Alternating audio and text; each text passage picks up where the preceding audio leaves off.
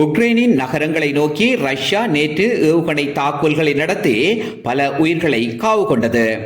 கீவில் உள்ள சிறுவர் மருத்துவமனையில் இலக்கு வைத்து ரஷ்யா நடத்திய நாசகார தாக்குதலில் பலர் பலியாகியும் காயமடைந்தும் மருத்துவமனைகளில் அனுமதிக்கப்பட்டுள்ளனர்.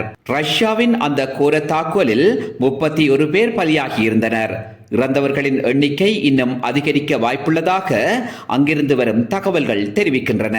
சிறுவர் மருத்துவமனை இடிபாடுகளுடன் எரிந்தும் எரியாமலும் மூச்சிழந்து போய் கிடப்பதை அவதானிக்கலாம். ரஷ்யா மேற்கொண்ட அந்த தாக்குதலில் இடிபாடுகளுக்குள் சிக்குண்ட சிறுவர்கள் மற்றும் வயதானவர்களின் உடலங்கள் மீட்கப்பட்டு வருவதையும் புகைப்படங்கள் நிரூபிக்கின்றன. ரஷ்யா நடத்திய சிறுவர்கள் மீதான மனித படுகொலை தாக்குதலை ஐக்கிய நாடுகள் சபை மற்றும் பிரான்ஸ் கடுமையான கண்டனங்களை தெரிவித்திருந்தது. அந்த தாக்குதல் தொடர்பில் ரஷ்யா வெளியிட்ட அறிக்கையில் சிறுவர் மருத்துவமனையை இலக்கு வைத்து தாக்குதல் நடத்தவில்லை என்றும் உக்ரைன் ராணுவத்தின் முக்கிய இலக்குகளை குறிவைத்தே தாக்குதல் நடத்தப்பட்டதாக ரஷ்யாவின் அந்த அறிக்கை கூறுகிறது. நேற்றைய தினம் உக்ரைனின் நகரங்களை மையப்படுத்தி ரஷ்யா நடத்திய தாக்குதலுக்கு பதிலடியாக உக்ரைன் ரஷ்யாவின் முக்கிய தளங்களை குறிவைத்து தாக்குதல் நடத்துவதற்கு உக்ரைனால் அனுப்பப்பட்ட 38 ஆளற்ற விமானங்களை சுட்டு வீழ்த்தியுள்ளதாக ரஷ்ய பாதுகாப்பு அமைச்சு அறிவித்துள்ளது.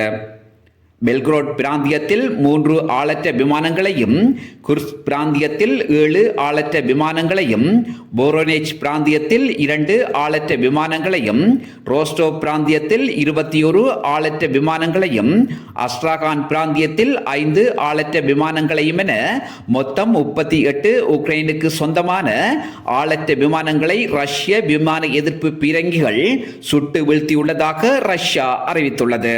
குறித்த ஆளற்ற விமானங்கள் சுட்டு வீழ்த்தப்பட்டமை தொடர்பில் அஸ்ட்ராகான் கவர்னர் இகோர் பாபுஸ்கின் கூறுகையில், உக்ரைன் பிராந்தியத்தின் வடக்கில் பாரிய தாக்குதல்களை நடத்துவதற்கு உக்ரைன் மேற்கொண்ட முயற்சியை வெற்றிகரமாக முறியடித்துள்ளதாக கூறினார். ரஷ்யா மீது தாக்குதல் நடத்துவதற்கு எத்தனை ஆளற்ற விமானங்கள் அனுப்பப்பட்டன என்கின்ற தகவலை ரஷ்யாவோ உக்ரைனோ வெளியிடவில்லை. உக்ரைனுக்கு சொந்தமான 38 ஆளற்ற விமானங்கள் சுட்டு வீழ்த்தப்பட்டமை தொடர்பில் உக்ரைன் தரப்பு இதுவரை எவ்வித கருத்தையும் வெளியிடவில்லை. 2022ஆம் ஆண்டு பிப்ரவரி மாதம் ரஷ்யா உக்ரைனை ஆக்கிரமிக்கும் நோக்கோடு போரை தொடங்கியதிலிருந்து இருதரப்பும் ஆளற்ற விமானங்களை பயன்படுத்தி தாக்குதல்களை நடத்தி வருகின்றமை குறிப்பிடத்தக்கது.